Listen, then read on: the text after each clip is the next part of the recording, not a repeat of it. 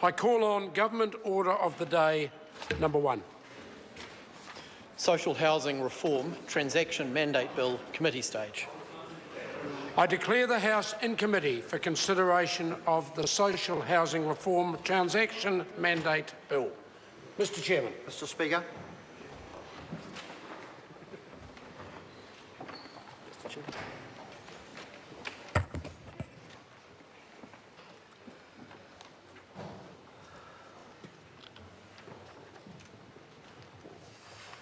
Members, the Housing Committee on the Social Housing Reform Transaction Mandate Bill. And the question is that Part 1, this is debate on clauses 3 to 4, stand part. I call Phil Twyford. Thank you, Mr Chairman. This is a very important bill and Labor will be doing our best to give it the comprehensive treatment this afternoon in the committee stages as we scrutinise part by part, clause by clause, this bill, which is an enabling bill for the State House sell-off, which was announced with great fanfare by Finance Minister Bill English after the last election, and then showcased in the Prime Minister's State of the Nation speech last year, and has been an issue of great controversy around New Zealand for the last couple of years. Labor is, and I'll just, for the benefit of folks who are just tuning into this debate and have missed the earlier stages, let me just say that Labor is staunchly opposed to this bill. It's our belief that every child in this country deserves a warm, dry, secure roof over their head, no matter how struggling mum and dad might be. And the state housing system, imperfect as it is, has been the expression of that New Zealand value for decades. In fact, for most of the 20th century.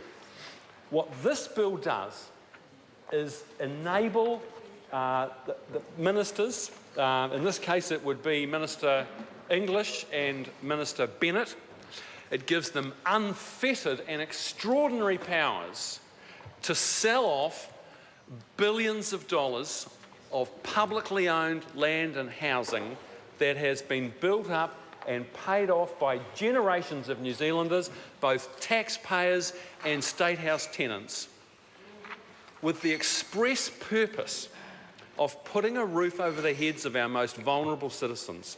And sir, we will put the view time and again in the course of this debate that we are utterly opposed to the dismantling and privatisation of that system of housing and social support. There's two particular reasons that we are against this bill, and the first, as we set out in our minority report, is and that I've just been summarising, is the view that this is an enabling bill for a policy that we find on this side of the House abhorrent.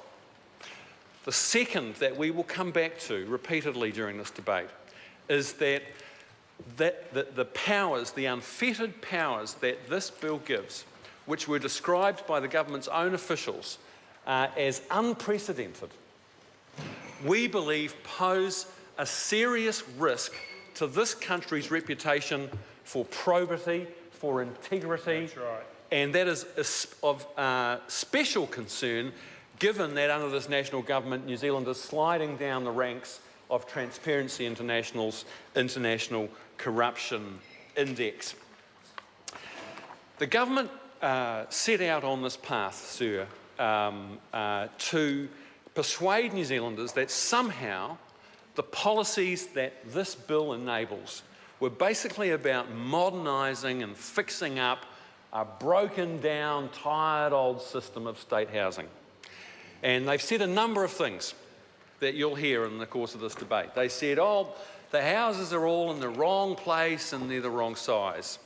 Well, they still haven't explained to us how flogging off billions of dollars of state housing under this bill to private interests will ensure that those houses are in the right place or the right size. Nothing changes. How's that going to work?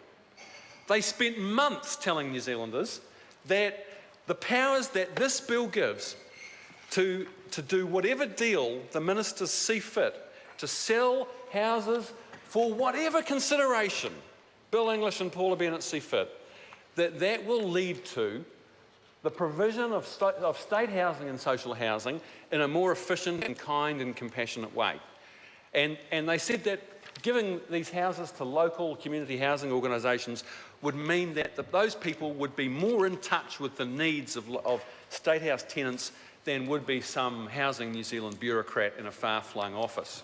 Well, now we find the government is talking to financiers, PPP investors from the UK, to property speculators, to merchant bankers, to Australian companies, Mr. Chairman, and now we find that Bill English's great vision for the transformation of state housing in this country is that he wants the development of retirement village companies to take over the provision of state housing.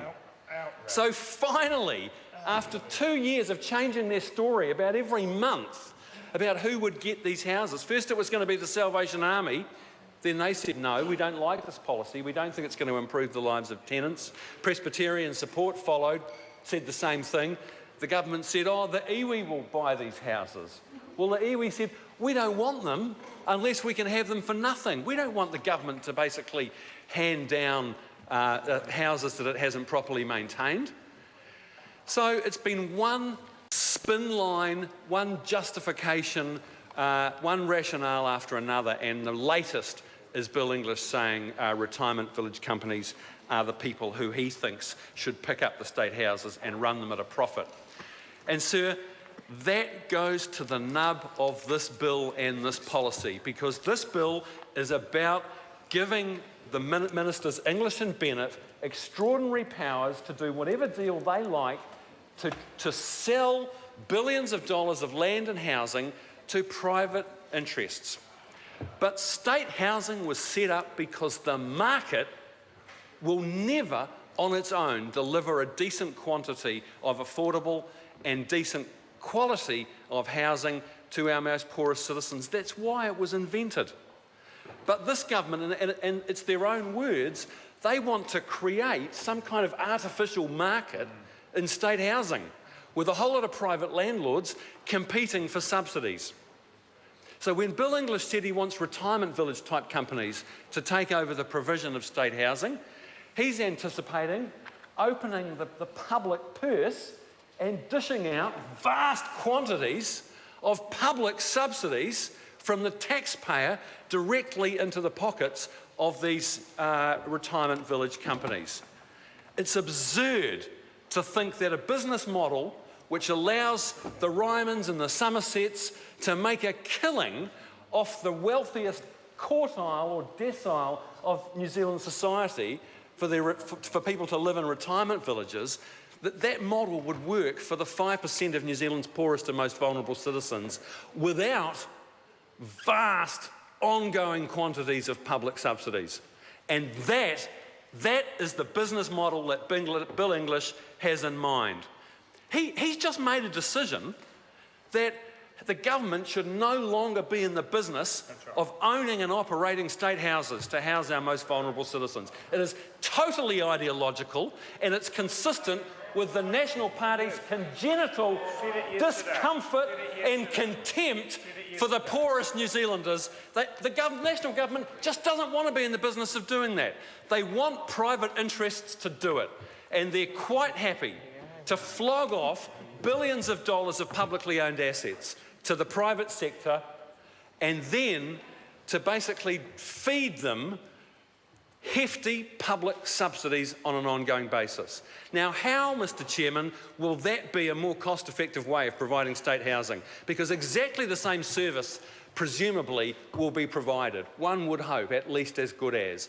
But retirement village companies in this country, they make a 25% return on their assets.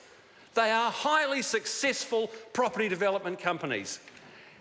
How is the government going to fund that 25% return on their assets if they take over the social housing estate under this bill?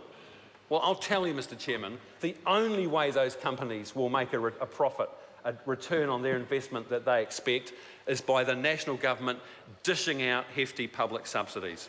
So, sir, we are going to talk in part one about a number of points, but I want to direct you in particular to